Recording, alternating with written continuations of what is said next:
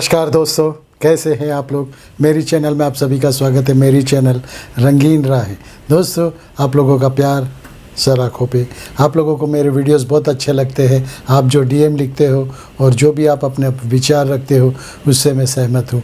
और अगर आपको कोई भी सब्जेक्ट पे कुछ भी देखना या सुनना हो तो ज़रूर मुझे लिखिए और अपने वीडियोस औरों को भी आपको अच्छे लगे तो औरों को भी शेयर कीजिए।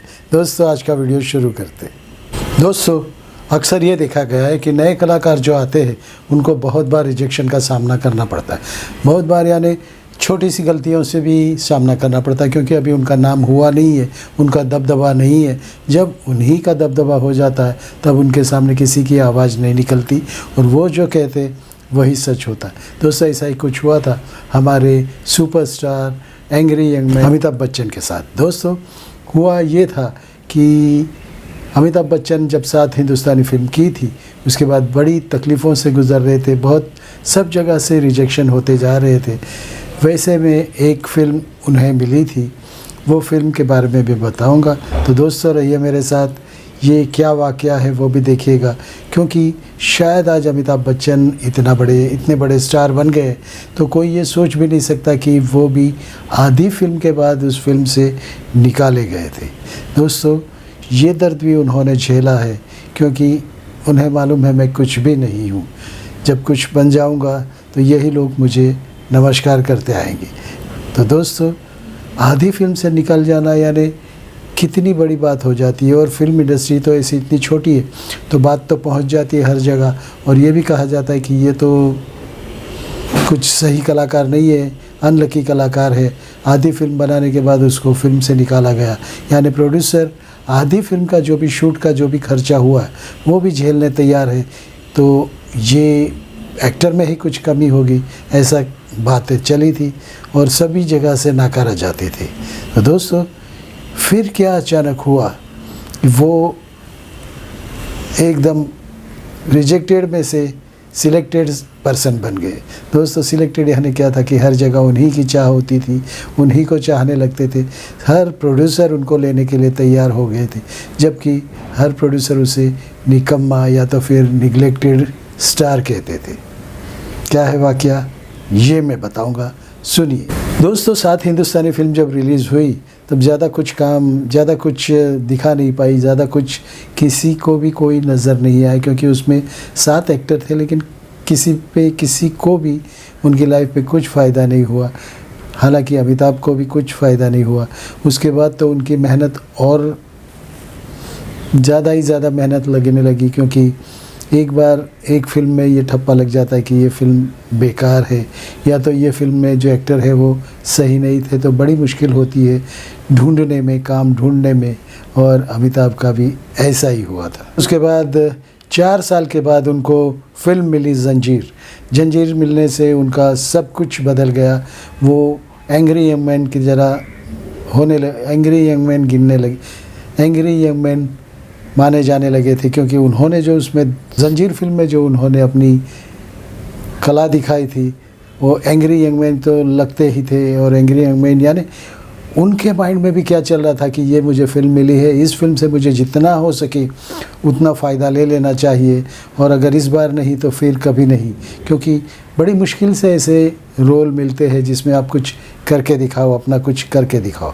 तो दोस्तों, ये जंजीर फिल्म आने के बाद भी उनको कुछ ज़्यादा अच्छा काम नहीं मिल रहा था। वो तो हर प्रोड्यूसर के वहाँ ढूंढते थे और हर प्रोड्यूसर के पास पहुँच जाते थे कि मुझे कुछ काम दीजिए। उससे अच्छे रोल नहीं मिलने की वजह से वो भी बहुत मायूस हो गए थे, बहुत नर्वसनेस फील हो गई थी। एक वक्त तो ऐसा भी आ गया था कि वो अपने घर इलाहाबाद वापस जाना चाह रहे थे, लेकिन उस वक्त की बात कहूँ तो उस वक्त मनोज कुमार ने उनका साथ दिया। मनोज कुमार ने अपनी फ़िल्म रोटी कपड़ा और मकान में उनको काम दिया था।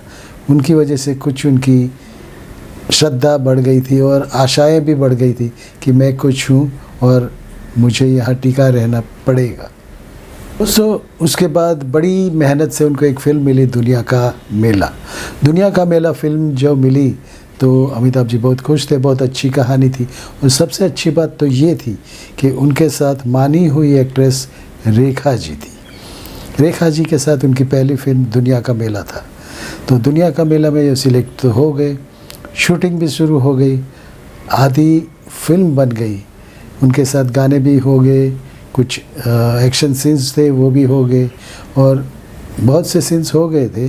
फिल्म आधी बन चुकी थी। बहुत खुश थे अमिताभ जी कि चलो मेरी फिल्म आ गई, अब मेरे रास्ते सही हो जाएंगे, आगे मंजिल बहुत कड़क तो नहीं होगी, सीधा रास्ता ही मिलेगा, मैं कुछ बन के दिखाऊंगा। क्योंकि उन्हें ये भी आशा थी कि रेखा जी की वजह से इन्हें भी कुछ फ़ायदा हो जाएगा। लेकिन वक्त ने क्या लिखा था कुछ पता नहीं था। दोस्तों, अमिताभ जी रोज़ शूट करते थे और बहुत खुश होते थे और घर जाकर ये भी कहते थे कि मुझे बहुत अच्छी फिल्म मिली है और सबसे अच्छी बात तो रेखा जी का साथ मिला है। फिल्म बन गई, गाने रिकॉर्ड हो गए, गाने फिल्मा भी गए, कुछ सीन्स भी अच्छे अच्छे थे वो उनके साथ हो गए। अमिताभ जी बहुत खुश थे। लेकिन अचानक से बिजली गिरी, उनके ख्वाबों पे बिजली गिरी, उनके सपने चकनाचूर हो गए। क्योंकि कुछ बातें ऐसी हुई तो प्रोड्यूसर्स को किसी ने कह दिया, डिस्ट्रीब्यूटर्स लोगों ने कह दिया कि अमिताभ को आप इस फिल्म से बाहर निकालिए, वो अनलकी स्टार है। क्योंकि ये डिस्ट्रीब्यूटर्स ने भी ये कहा कि हम ये फिल्म नहीं लेंगे, हमको मालूम है ये फिल्म नहीं चलेगी, क्योंकि आगे का कुछ रिपोर्ट कार्ड ऐसा था। तो अमिताभ जी के लिए सब लोग मना ही कर रहे थे। डिस्ट्रीब्यूटर्स ने कहा कि उनको छोड़िए, उनको फिल्म में निकाल लीजिए। प्रोड्यूसर्स ने कहा कि आधी फिल्म तो बन गई है, मेरा बहुत खर्चा हो गया है। तो भी डिस्ट्रीब्यूटर्स ने कहा कि हम वो सब पैसे आपको दे देंगे, लेकिन ये फिल्म में हम रिस्क नहीं लेना चाहते, तो इनको निकालिए और संजय खान नाम के एक एक्टर है उसे लीजिए। रेखा और संजय खान दुनिया का मेला फिल्म में आ गए, अमिताभ जी आउट हो गए। ये बातें इंडस्ट्री में तो फटाफट फैल जाती है, तो बहुत नर्वस हो गए अमिताभ बच्चन, बहुत, कि आधी फिल्म होने के बाद निकाल दिया जाते। यानी बातें तो चलती थी, उनके कानों तक बातें आती थी कि आधी फिल्म से निकाल दिया गया, यानी एक्टर में कुछ दम नहीं है। जब कोई ऐसा बोलने लगता है तो सभी बोलते हैं, तो ऐसा होता है ना, कोई गिरा होता है तो आने जाने वाले सभी मार के चले जाते।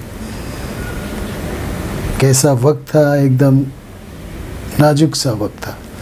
इनको, अमिताभ जी को भी एकदम ये होने लगा कि मैं कुछ हूँ ही नहीं क्या, आधी फिल्म मैंने की तो मैं कुछ फिल्म के लायक ही नहीं हूँ, मैं हीरो बनने लायक नहीं हूँ, या तो ये फिल्म इंडस्ट्री मेरे लायक नहीं है क्या। बहुत नर्वस हो गए और उन्होंने घर जाके यही फैसला किया कि मैं वापस इलाहाबाद चले जाता हूँ। दोस्तों, आगे क्या हुआ, IMDb.com के रिपोर्ट से ये पता चला है कि ये जब फिल्म बन रही थी तो सभी डिस्ट्रीब्यूटर्स ने डायरेक्टर कुंदन जी से कहा कि आप उसे निकाल दीजिए, अमिताभ जी को निकाल दीजिए और संजय खान को ले लीजिए। अगर उनको नहीं निकाला तो हम ये फिल्म नहीं रिलीज़ होने देंगे और ये फिल्म हम लेंगे भी नहीं। तो कुंदन जी पे इतना दबाव आ गया कि उन्होंने संजय खान को ले लिया। उस वक्त संजय खान की सीरियलें चलती थी, टीपू सुल्तान, ये सब चल रहा था। तो दुनिया का मेला में अमिताभ को रिप्लेस करके संजय खान आ गए। उस वक्त तो अमिताभ जी बहुत नए थे, उनका कुछ चलता भी नहीं था, उनकी कोई सुनता भी नहीं था। लेकिन डिस्ट्रीब्यूटर्स को बातें ऐसी होती है तो एक जगह बात फैलती है, एक प्रोड्यूसर्स ने अगर निकाल दिया तो दूसरे प्रोड्यूसर्स के दरवाजे भी उस कैरेक्टर, उस आर्टिस्ट के लिए बंद हो जाता है। ऐसा ही कुछ अमिताभ के केस में भी हुआ और संजय खान को लेके फिल्म आगे बढ़ाई। सो अमिताभ का लक कहिए या तो संजय खान का बैड लक कहिए, ये फिल्म लोगों ने ये जोड़ी को नकार दिया। संजय खान इस फिल्म में ज़्यादा कुछ कर नहीं पाए, पिक्चर फ्लॉप हो गई दुनिया का मेला। तब अमिताभ जी को लगा कि और आशाएं जग गई कि मैं इतना नकारा तो नहीं हूँ। उसके बाद जब एक इंटरव्यू में अमिताभ जी को पूछा गया कि आपको निकाला गया तो आपको कैसा लगा, तब उन्होंने बताया कि मुझे कैसा लगता है जब कहीं से आप रिजेक्शन हो जाते तो आपको जायज़ है कि आपको दुख तो होगा, यानी आप पे किसी को विश्वास नहीं है, आप पे प्रोड्यूसर्स को विश्वास नहीं, आप पे डिस्ट्रीब्यूटर्स को विश्वास नहीं, तो मुझे भी ऐसे ही समझ के उन्होंने निकाल दिया। लेकिन ये फिल्म फ्लॉप होने के बाद उन्हें कुछ आशा जगी। उन्होंने संजय खान के बारे में भी कुछ नहीं कहा, उस फिल्म के बारे में भी कुछ नहीं कहा, लेकिन उन्होंने अफसोस भी नहीं जाहिर किया कि ये फिल्म में मैं नहीं हूँ या नहीं था। दोस्तों, ऐसा होता है। सुपरस्टार के पद पे पहुंचने के बाद, एंग्री यंग मैन के पद पे पहुंचने के बाद और दशक का महानायक बनने के बाद ये सब बातें गौण बन जाती है, यानी कुछ बातें रहती नहीं है। लेकिन वहाँ पे पहुँचने के लिए भी कितना संघर्ष करना पड़ता है। आज भी अमिताभ कार्यरत है, फिल्में कर रहे हैं। क्यों कर रहे हैं? क्योंकि उनके स्वभाव से वो प्रोड्यूसर और डिस्ट्रीब्यूटर्स के साथ अच्छी बर्ताव होने के कारण हर प्रोड्यूसर उनको अपनी फिल्म में लेने चाहता है, और आज भी वो काम कर रहे हैं। कौन एक्टर अपनी फिल्म इंडस्ट्री में दिलीप कुमार साहब को छोड़कर 80 साल, 90 साल, 80 साल, 82 साल तक काम करता है और चहीता भी बनता है। उनकी फ़िल्म आज भी पब्लिक को पसंद आती है। वो फिल्म उनको अगर शायद पसंद ना आए, लेकिन उनकी एक्टिंग सर चढ़ के बोलती है, उनकी एक्टिंग सब लोग को अच्छी लगती है। दोस्तों, अगर आपको हमेशा रहना है तो सबसे मिल जुल के रहिए, प्रोड्यूसर्स के चहीते बनिए, डायरेक्टर के चहीते बनिए। दोस्तों, एक बात कहूँगा, एक फिल्म चल रही थी जिसमें अमिताभ बच्चन को हाथ में चाकू रख के कुछ डायलॉग्स बोलने थे। तो दोस्तों, हुआ ये कि अमिताभ बच्चन तो लेफ्ट हैंड ही है, लेफ्ट हैंड से काम करते हैं। तो अमिताभ बच्चन को शॉट वो लिया गया, शॉट किया, लेकिन शॉट कुछ अच्छा नहीं हुआ। तो डायरेक्टर ने कहा कि अलग से शॉट लेते, दूसरा शॉट लेते। तब देखिए बात, अमिताभ बच्चन की निखालसता, और वो डायरेक्शन में कभी भी अपना मुंह नहीं लगाते, मुंह जोड़ते नहीं है, उसमें कुछ अपनी बात रखते नहीं है। वो बोलते हैं कि director is the right person, उनको वो जो कहेंगे वो मैं करूँगा, मैं डायरेक्टर से एक्टर हूँ, मैं अपनी तरफ से कुछ नहीं। हालांकि उन्हें मालूम है कि वो खुद लेफ्ट हैंड से काम करते हैं। तो जो भी असिस्टेंट डायरेक्टर था वो आया और उन्होंने उनके राइट हैंड में चक्कू पकड़ा दिया। वो शॉट था। कौन सी फिल्म का था वो आप देखिए, याद कीजिए। आपने शायद ये फिल्म देखी भी होगी, मैं नहीं बताऊंगा। राइट हैंड में चाकू पकड़ा दिया, शॉट भी हो गया। जब अमिताभ जी को मालूम है कि मैं लेफ्टी हूँ तो मैं लेफ्ट हैंड से ही उसको चाकू मारूंगा और लेफ्ट हैंड से ही मैं पकड़ूंगा, लेकिन उन्होंने प्रोड्यूसर को कुछ कहा नहीं, डायरेक्टर को कुछ कहा नहीं। अचानक तीसरे असिस्टेंट डायरेक्टर को पता चला, क्योंकि वो जो तब तो लिखते थे कि क्या किया, कौन से हाथ में चाकू था, कौन सा शर्ट पहना था, क्या हुआ था, तो वो लिखे जाता था। अभी तो तुरंत दिख जाता है अपने मॉनिटर पे। तो एक असिस्टेंट डायरेक्टर की गलती की वजह से देखिए शॉट गलत हो गया। तो डायरेक्टर ने कहा कि सर, आप तो जानते थे, आपने बाएं हाथ में, इसमें लेफ्ट हैंड में पकड़ा था, तो आपने कहा क्यों नहीं? उन्होंने हाथ जोड़ के डायरेक्टर से कहा कि मैं एक्टर हूँ, मैं डायरेक्टर नहीं हूँ।